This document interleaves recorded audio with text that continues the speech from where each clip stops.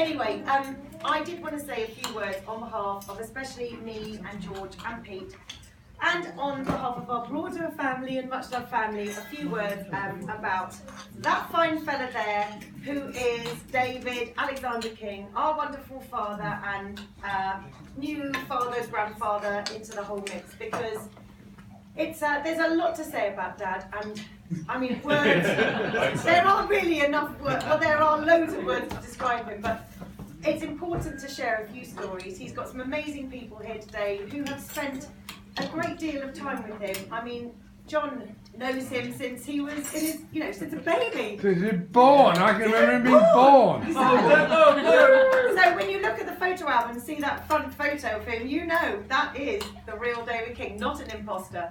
So very special to have you here, and to have Martin, who we know knew Dad from a teenager, and many others in the room who have a lot of love for Dad and have known him over a long, long period of time, including Mike and Cag as well. So that's really nice to have you both here for Dad. I tried to select some words to describe my father in the card that I made him. Yeah, exactly, there are so many. I thought, oh golly, I'm going to try and find 70 words or 70 phrases that describe my dad. I thought that was going to be quite challenging. There were so many words that John had to go through the whole list, like, they're not appropriate, not for public consumption, don't share those, but there were so many. And I have managed to select 70 phrases or words on this board that I believe depict my dad, and they are, some of them are very on brand. Negotiator, cars, sharp, lots of booze references, a man who has been into property his whole life. Some of these are pretty obvious. We all know who my dad is. Some of them maybe a little bit more funny and maybe a bit embarrassing for Dad. I mean, he is certainly someone who, when I quote here, I wouldn't say that subtlety has ever been my strong point. Yay! Say about Dad. Super feeling, darling. He is a little bit gung-ho. Some might say bombastic now and again. He is certainly a man on a mission. My dad certainly knows what he wants, how he's going to get it, and sometimes nothing's going to stop him. He's going to go get it. There's another one in here that says strong opinions. If anyone's brave enough to say Jeremy Corbyn to his, they might hear his response quite fast. He's got some very strong views.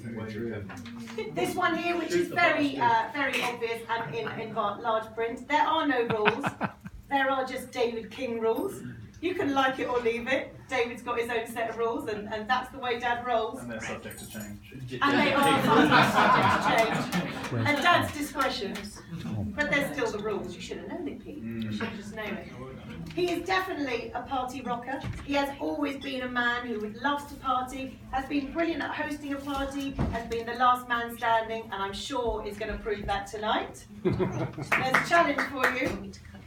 There's the word decadence in here. He is a man who is obviously incredibly generous, but also decadent too. I mean, George had to get that from somewhere. We blame you, Dad, for that. Our decadent George. It's the first time I've heard that, Rosie. Here's Ali. Yeah, it's true though. That he gets quite feisty. I should think his business/intimate partner might like to share some stories about Dad's feisty behaviour. There is a little one somewhere on here that says, see it, buy it, which I think is one that Felicity particularly likes. That is Dad to a T. See it, buy it. Don't waste any time. Let's just have it. Don't mess around. Then there's another one in here that is called Born to Speed. I mean, you're going to get up at 5 a.m. and you're going to ride and drive a DB7. Why not drive 100 miles an hour down the road? I mean, why not? It's the quickest way to get back to somewhere. Oh, DB7. 9, I don't know. Anyway, it's all very good. Hard to keep up, quite. So he is all of these things and so much more. But there is one word which actually is in here somewhere, and it's a little bit small and it should be bigger. It's here. It says family. And that's what Dad is really about. And this is where I'm going to really struggle, because I can feel it from here. He is an amazing family man. He has been at our sides, you two and me, through thick and thin always, at the sidelines, at the netball court, the lacrosse pitch, throughout George's life, and Pete's through thick and thin, always there. Pitch. What footballs, yeah, galore. It isn't, at a distance, always there, always available, always at the end of the phone. sometimes more than we might like it. But mostly it's been a very 5 a.m. important and stabilising and incredibly supportive part of our lives, and is certainly testament, I'm sure, to the individuals that we are today. He is a huge rock and is a figure of kindness, certainly. Now the next part of what I'm going to say, I'm not going to dwell on too much, but I do think it's important. As I'm sure most people in the room know, Dad had a very challenging few years, and it was particularly challenging for me and Pete. We thought we'd lost our dad and we didn't know what we would do or how we would get through it. I got through it, thankfully, because of two key people in this room, and I want to pay tribute and thanks to them because that's really important to me. I want to say a massive thank you to Martin Swan, who would call me all the time to find out how Dad was and have Dad over to stay no matter what. And even when I didn't call back, as I should have done, he would still persist in getting in contact and find out and be there and try his hardest in any which way to support me. I am enormously grateful. And Martin, I really can't stress that enough.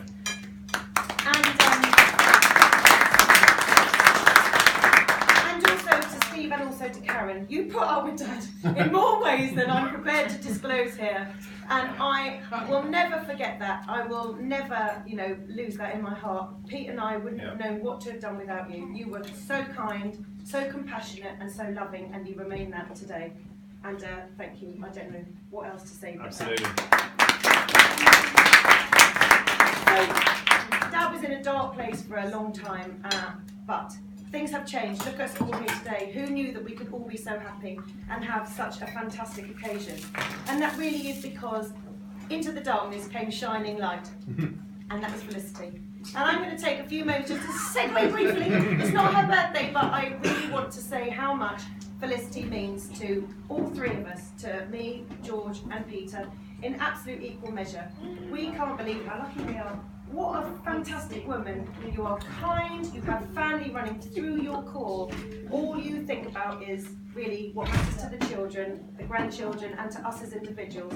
And that is an aura all around you. You're amazing. You're fantastically kind, you're non-judgmental, you're a feminist, loving that. And if that's Give him what you hell, want, Mum. Under-liberal. She had to be, she had 3 sons. And if Dad's really brave, he would say he was a feminist too. We know it. I know it for sure. He'd never have supported me in my little ways. I wouldn't have ended up like this if he hadn't been there urging me forward. So, Felicity, you're amazing. I don't think neither myself, George, nor Peter could ever have imagined a future where we could have had this kind of occasion and feel at such ease and to feel such love so quickly with a family that is amazing. You're amazing because your kids are amazing. They're all really nice people. Try to see if there are any angles. We can't find any yet. Keep them, you've buried them if they are. And all their partners are amazing. We are so lucky. They are such special people, and the children too. What an amazing future to give us all. So Felicity, we are massively grateful to you. You have shone a light on a future we didn't know could ever be possible. I really mean that. So you'll be pleased to hear I've said my best. So we have one more thing to do. Before I ruin the stakes, they will be like, it's a bit tough because we've still gone on for ages. We've got a gift that we'd like to give Dad. So I would like to ask Steve, Claire, Pete, George, John, and anyone else that I've forgotten who was involved in the gift of Dad to come up and give Dad a really special gift, which is just one way to show a great man who we love very much, how much we love him. Come on up, told Dad. like Karen to keep it together for just 1 moment. Come on. Keep going, keep going, keep going. Oh, yeah, we have. Yes, we have. Would you mind filming? Yeah, just hold it. Point and shoot. Yes, absolutely. Pete, George, come on. Really? Hear that annoying sister voice, George, which is just like the two of you. George. That's for you. Dad, that's for you. From us, this is a special, once in a lifetime, keep it forever, you better love it gift. Don't lose it. Don't lose it gift. Okay, well, I'm anticipating something here that might be gold, because I did kind of put the word out. Okay, I'm never going to retire, but however, when one gets to a certain age of retirement, one is given a particular retirement gift. Brilliant, he's going to retire, who knew? He's going to stop. No. Am I going to be allowed to retire? No. Good, that's all right then. Mark my words for this, Stevie. I know. What's the pity? I know. Oh, that was an egg. Hang on.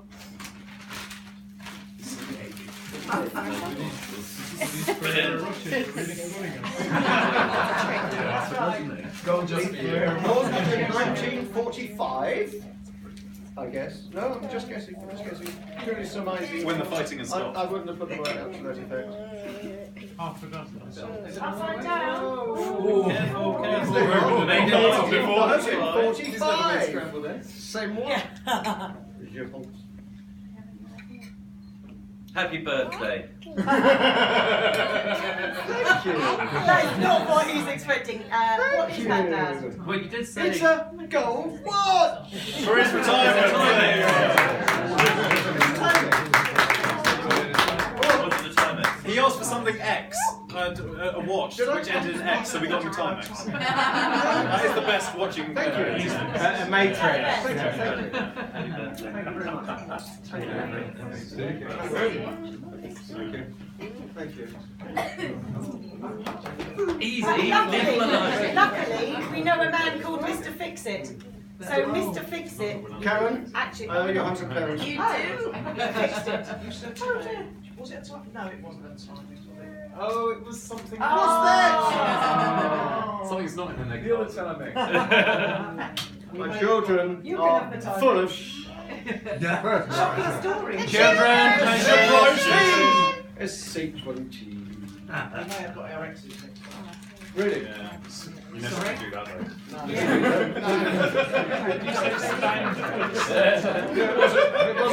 It was a bit of a Freudian, that was. That's it, really, there. Hang on, it's got the king's crown on. That's one of those penknives, isn't it? Dropped it already. Ah, it is an X. Oh, it's an X. Yeah, with the collateral. Okay, let's just hold this. Oh gosh. What on earth can it be? What can anybody it go? be? Be a pair of spandex. Well, let's hope so for later.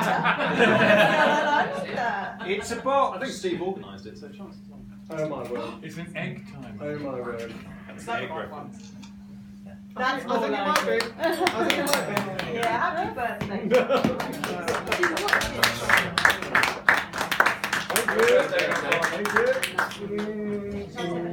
Yeah. Right. Right on side. My word, my God, it is gold. It's a proper job. It is a, it is the Rolex. Another X. It was launched in 1945 as the classic Rolex. Does that mean I'm actually launched in 1945? No, it doesn't mean you're old. No, thanks for That is so special. Thank you. Happy retirement, darling. I like her as well, but I really like her. I like And I'm sure it's Yes. It'll never happen. Absolutely. Play with your new son. Yeah. Yes. Absolutely. Yes. No, it doesn't need any battery. It is amazing. Show me. Went round to bed and now doing stuff. I did the bit.